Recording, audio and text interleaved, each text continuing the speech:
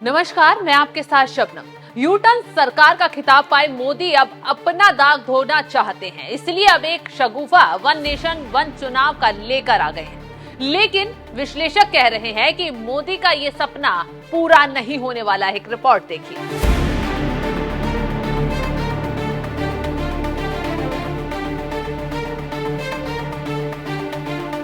लोकसभा चुनाव के बाद मोदी की ऐसी मुसीबत आन पड़ी है कि पूछना नहीं। और अब 240 के पास आने पर मोदी शाह का हर काम फेल हो रहा है और इसे नाकाम बना रहे हैं विपक्ष के नेता राहुल गांधी। राहुल गांधी मोदी सरकार के हर एक फैसले पर हमला कर रहे हैं जो समाज के खिलाफ है। उसमें जाति जनगणना, बेरोजगारी, अर्थव्यवस्था, महंगाई सबसे अहम है और मोदी सरकार के मंत्री कोई बोल नहीं पा रहा है। ऐसे में अपनी छवि को सुधारने के लिए मोदी सरकार एक विवादित बिल फिर लेकर आ गई है। बिल का नाम है एक देश एक चुनाव, लेकिन इस पर भी मोदी सरकार घिर गई है और लग रहा है कि इस बार ये बिल भी पास नहीं होने वाला है। इस बिल को हवा तब लगी जब मंत्रिमंडल ने बुधवार को एक राष्ट्र एक चुनाव पर रामनाथ कोविंद के पैनल की सिफारिशों को स्वीकार कर लिया। इस बिल का मूल मकसद ये है कि लोकसभा के साथ ही सभी राज्यों के विधानसभा और निकाय चुनाव का कराना है। लेकिन राजनीतिक विश्लेषकों की माने तो इतना आसान ये नहीं हो पाएगा। इसे लागू करने के लिए सरकार को एक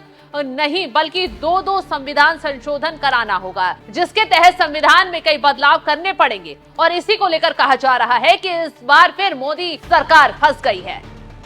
जानकारों का कहना है कि इस बिल को पास कराने के लिए काफी मेहनत करनी होगी। एक देश एक चुनाव के लिए पहला विधेयक संविधान में एक नया अनुच्छेद 82A डालेगा। अनुच्छेद 82A उस प्रक्रिया को स्थापित करेगा जिसके जरिए देश एक साथ एक चुनाव की ओर बढ़ेगा। दूसरा 324A पेश करेगा। यह विधेयक केंद्र सरकार को लोकसभा और विधानसभा चुनावों के साथ नगर पालिका और पंचायतों के चुनाव का अधिकार देता है।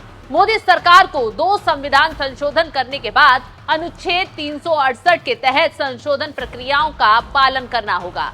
संविधान विश्लेषकों की माने तो केवल संसद को ही कानून को बनाने के अधिकार है, इसलिए पहले संशोधन विधेयक को राज्यों से समर्थन की जरूरत पड़ेगी। लेकिन स्थानीय निकायों में चुनाव से जुड़े मामले राज्य के अधीन हैं और उसके लिए दूसरे संशोधन विधेयक को देश के कम से कम आधे राज्यों की हाँ की जरूरत पड़ेगी। और इस समय बीजेपी या मोदी के पास इतना बहुमत नहीं है। ऐसे में आखिर क्यों बिना बहुमत के मोदी इस बिल को लेकर आए हैं और इसका कारण क्या है? विशेषज्ञों की माने तो मोदी बिना किसी बिल का अर्थ समझे ला रहे हैं, जबकि चाहिए ये कि बिना बिल को समझे लाना नहीं चाहिए। अब देखना ये होगा कि आगे ये बिल कैसे पास होगा, ये देखने वाली बात है। मोदी सरकार इस बिल को कैसे पास करवाते हैं, क्या साथियों का समर्थन भी उन्हें मिल पाता है या नहीं? फिलहाल इस खबर पर आपकी राय क्या, हमें कमेंट कर जरूर बताएं।